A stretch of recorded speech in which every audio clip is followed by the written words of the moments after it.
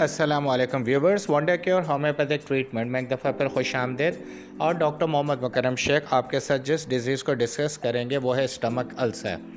मैदे का अल्सर यानी कि मैदे का ज़ख़म, जिसको हम आसान लफ्ज़ों में कहें। इस पिक्चर में बड़ी आसानी से देख सकते हैं कि बहुत सारे बॉडी ऑर्गन्स शो किए गए हैं जो करीब करीब मौजूद होते हैं स्टमक, और उसके साथ आप देख सकते हैं कि स्मॉल इंटेस्टाइन और लार्ज इंटेस्टाइन्स मौजूद हैं। स्मॉल इंटेस्टाइन लार्ज इंटेस्टाइन से कवर हुई हुई हैं और फिर फाइनली फूड यहाँ से डाइजेस्ट होकर रेक्टम के ज़रिए हमारी बॉडी से बाहर एक्सक्रीट हो जाता है। सबसे पहले हम स्टडी कर लेते हैं कि अल्सर क्या होता है, यानी कि व्हाट इज़ अल्सर, और ख़ास तौर पे stomach ulcer. Stomach ulcer is also called gastric ulcer. इसको हम गैस्ट्रिक अल्सर के नाम से भी जानते हैं। नंबर 2 है इट मीन्स पेनफुल सोर इन स्टमक लाइनिंग। इसका मतलब है मैदे की दीवारों पे जो तकलीफ़ हो या दुखन हो या उससे हमें पेन फील हो तो उस पेन को हम अल्सर कहते हैं। और नंबर 3 है कि it occurs digestive acid damages the wall of stomach. ये उस सूरत में होता है कि जब डाइजेस्ट खुराक को हज़म करने वाला मवाद या लिक्विड हमारे स्टमक की दीवारों को नुकसान पहुंचाता है तो वहाँ पे ज़ख़म बन जाते हैं। उन्हीं ज़ख़म का नाम जो है स्टमक अल्सर के तौर पर जाना जाता है। इसके हम कॉजेज़ को स्टडी करते हैं कि causes of stomach ulcer. Number 1 है बैक्टीरियल इन्फेक्शन, जो बड़ा ही कॉमन इन्फेक्शन होता है। Disease cause by infectious type of bacteria, they are microscopic living being, enters in body and generates infection. ऐसे बैक्टीरिया जो हमारी बॉडी में दाखिल होते हैं और इन्फेक्शन की बुनियाद बनते हैं, ज़ख़म की बुनियाद बनते हैं, उस ज़ख़म को हम बैक्टीरियल इन्फेक्शन कहते हैं। बैक्टीरियल इन्फेक्शन को क्योर करने की बहुत सारी मेडिसिन आती हैं, तो जो होम्योपैथिक मेडिसिन है आज हम वो bacterial infection of stomach ulcer में स्टडी करेंगे। नंबर 2 इसका कॉज है long use of anti inflammatory drugs. इसको स्टडी कहते हैं कि ये क्या है इसका कॉज।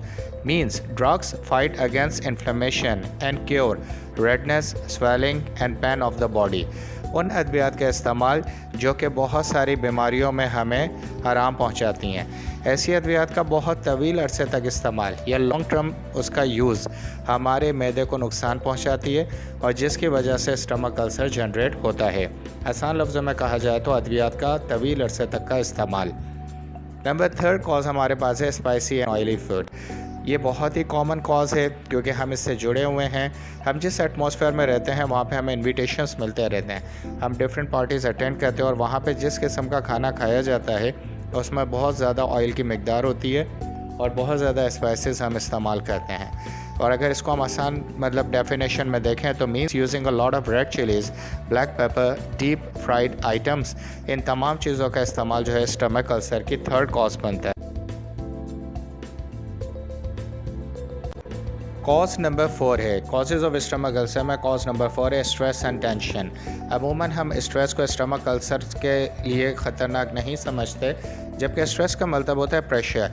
इंटरनल बॉडी का प्रेशर किसी भी वजह से जब डेवलप होगा डेफिनेटली वो इंटरनल बॉडी ऑर्गन्स को लाजमी तौर पर डैमेज करेगा।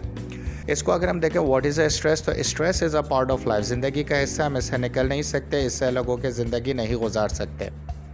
Adjustment for performing work, stress comes from body, thoughts and environment. Stress 3 वजूहात की वजह से आता है। ये बॉडी के ज़्यादा एक्सर्शन से भी आ सकता है, मुसलसल किसी सोच जो आपको परेशान करे उस वजह से भी हो सकता है, और एनवायरनमेंट यानी कि जिस एटमॉस्फेयर में हम रहते हैं, खाना पीना, उठना बैठना, हमारी महफ़िलें, हमारी दावतें, ये तमाम तर इन्वायरमेंट का हिस्सा है।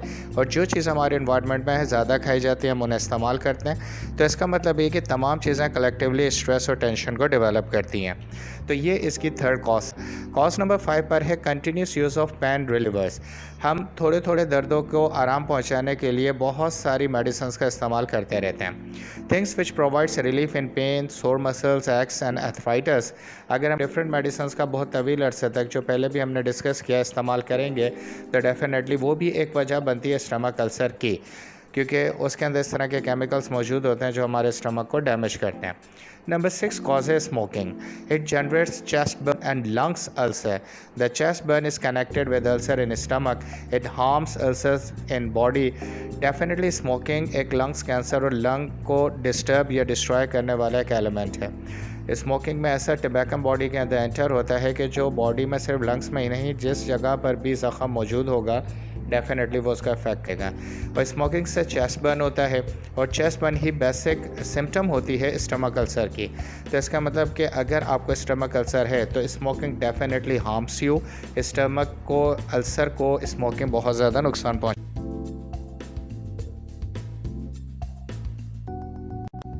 रिस्क फैक्टर्स को हम स्टडी करते हैं कि मैदे के ज़ख़म का मर्ज़ ख़ास तौर पर बड़ी उम्र के अफराद को ज़्यादा लाहक होता है, क्योंकि इन अफराद के इस्तेमाल में कोई ना कोई अद्वियात रहती हैं। आजकल ये मर्ज़ नौजवानों में तेज़ी से सरायत कर रहा है, क्योंकि आज नौजवानों में घर से बाहर का खाना आम मामूल बन गया है। ये व्यूअर्स हमने पहले भी डिस्कस किया है कि किस तरीके से जो है हम अल्सर का शिकार होते हैं, ख़ास तौर पर स्टमक अल्सर का।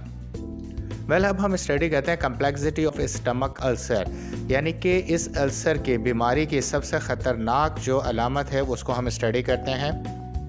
ब्लीडिंग इनसाइड द बॉडी, जिस्म के अंदर खून का ज़ख़म से रिसना, जिसकी वजह से जिस्म में खून की कमी पैदा हो जाती है। ये खून जिस्म से उल्टी में शामिल होकर आता है या फिर पखाना स्टूल में शामिल होकर आता है। व्यूवर्स, इसको अच्छे तरीके से समझ लें। अगर इंटरनल बॉडी ऑर्गन में किसी भी जगह पे अल्सर या ज़ख़म मौजूद है तो डेफिनेटली किसी भी ज़ख़म में से खून बहता है। इंटरनल बॉडी में जो खून बहता है डेफिनेटली वो एक्सेस ब्लड है, वो बॉडी से बाहर ज़रूर आएगा। तो उसकी दो कंडीशंस हैं, जो कि स्टमक अल्सर के आगे हम सिम्टम्स भी पढ़ेंगे। या तो वो वॉमिट, उल्टी के ज़रिए उल्टी में शामिल होकर खून आएगा, या फिर वो रेक्टम के ज़रिए जब स्टूल पास आउट होगा या पखाना होगा उसके अंदर शामिल होकर वो ब्लड हमें दिखाई देगा। तो ये इसकी कम्प्लेक्सिटी है कि अगर स्टमक अल्सर को प्रॉपरली क्योर ना किया जाए तो फिर अगले स्टेप के ऊपर ये ख़तरनाक बीमारियां हमें लग सकती हैं। स्टमक अल्सर की अलामात यानी कि सिम्टम्स। अब हम स्टडी करते हैं कि जब हमने कॉजेज़ तो स्टडी कर लिया कि उन कॉजेज़ के बाद अगर हम इस डिज़ीज़ का शिकार हो जाते हैं तो फिर कौन कौन से सिम्टम्स हमारे सामने बॉडी में जनरेट होंगी, जिससे हमें यह पता चल जाएगा कि हमें स्टमक अल्सर का मर्ज़ लग गया है।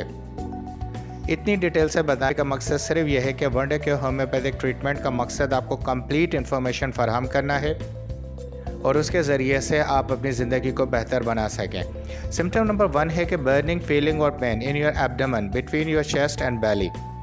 पेट के अंदर, सीने में और दरमियान के हिस्से में शदीद जलन महसूस होती है। ये उसकी पहली अलामत होती है जिससे हमें ये पता लग सकता है कि हमें स्टमक अल्सर जनरेट हो गया है। नंबर 2 सिम्टम है if your stomach is not full you can bear extreme pain. खाली पेट ये ज़्यादा तकलीफ़ देता है। आपका अगर पेट खाली होगा तो डेफिनेटली स्टमक के पास और कोई सिस्टम मौजूद नहीं है जिसको वो एक्टिवेट करे। तो इस कंडीशन में एब्डोमेन के अंदर बहुत शदीद दर्द महसूस होता है। सिम्टम नंबर 3 है this pain stands sometimes and sometimes takes too long. बाज़ दफ़ा ये दर्द फ़ौरन आता है और फ़ौरन चला जाता है, लेकिन बाज़ केसेस के अंदर ये काफ़ी देर तक स्टे करता है और हमें तकलीफ़ देता रहता है। स्टमक अल्सर की सिम्टम नंबर 4 है सोर पेन इन स्टमक। एक ऐसा दर्द जिसको हम दुखन का दर्द कहते हैं कि इसके बाद अगर हम ऊपर से मैदे को हल्का सा टच भी करते हैं तो हमें बहुत ज़्यादा पेन फील होता है, जिसे हम आसान लफ्ज़ों में ये कह सकते हैं कि स्टमक बहुत ज़्यादा सेंसिटिव हो चुका है। सिम्टम नंबर 5 है nausea, result loss of weight. किस तरीके से जब हमें मतली होती है, डेफिनेटली मतली की कंडीशन में हमसे कोई चीज़ भी खाई नहीं जाती। इसी वजह से इसका कॉज होता है स्टमक अल्सर, जिससे मतली हो रही होती है और मतली की वजह से हम खुराक से दूर हो जाते हैं। तो उसका रिजल्ट ये कि लॉस ऑफ वेट, हमारा वज़न गिरना शुरू हो जाता है। सिम्टम नंबर 6 है वॉमिटिंग, यानी कि बार बार वॉमिट होना। Definitely stomach is not able to digest the meal, so that's why it can ejects all the material outside back. तो वो सारा का सारा मटेरियल जो हमने खाया होता है वो पुश करके बाहर की तरफ फेंक देता है, जिसे हम वॉमिटिंग कहते हैं। और डेफिनेटली कि अगर बॉडी के अंदर खुराक नहीं जाएगी तो वॉमिट करके बाहर आ जाएगी, तो उसका रिजल्ट भी लॉस ऑफ वेट ही होगा।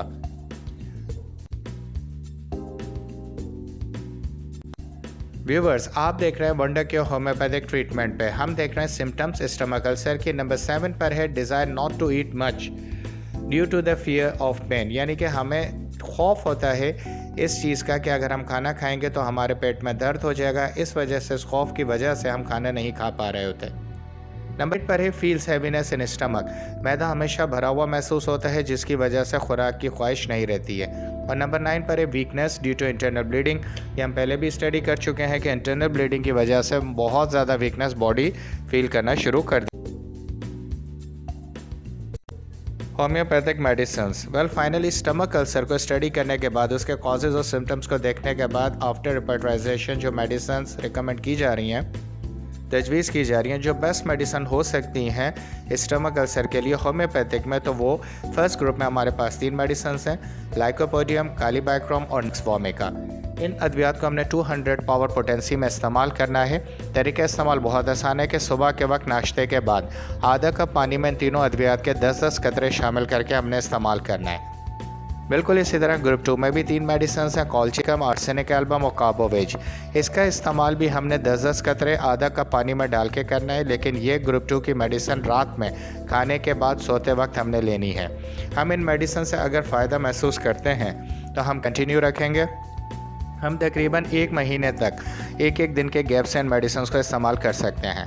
उसके बाद अगर फ़ायदा हो के रुक जाए तो फिर इन्हीं मेडिसिन को हम पावर बढ़ा के इस्तेमाल करेंगे और फिर हम 1 एम पावर पोटेंसी में इन मेडिसिन का इस्तेमाल करेंगे।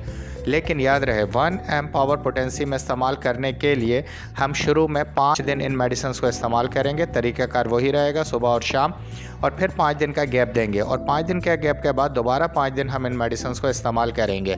और अगर हम फ़ायदा महसूस करेंगे तो कंटिन्यू रखेंगे, और अगर हमें इससे कोई प्रॉब्लम जनरेट होता है तो मेडिसिन को रोक के हम गैप देने के बाद दोबारा से इस्तेमाल शुरू कर देंगे। Thank you very much for watching this video. इस वीडियो को आप लाइक करें। अगर आपको इन्फॉर्मेशन अच्छी लगी है आप इस वीडियो को शेयर करें ताकि दूसरे लोगों का भी फ़ायदा हो सके। इस चैनल को सब्सक्राइब करें ताकि बैक टू बैक वीडियोस आप तक पहुंच सकें। व्हाट्सएप पे भी आप अपना मसला पेश कर सकते हैं। अगर आप चाहते हैं पर्सनल कोई इशू डिस्कस करना, ईमेल के ज़रिए भी आप अपने केस को डिस्क्राइब कर सकते हैं। याद रखें कि homeopathy has no side effects, इसके कोई साइड इफ़ेक्ट्स नहीं होते। आखिर में अल्लाह ताला आपको खुशगवार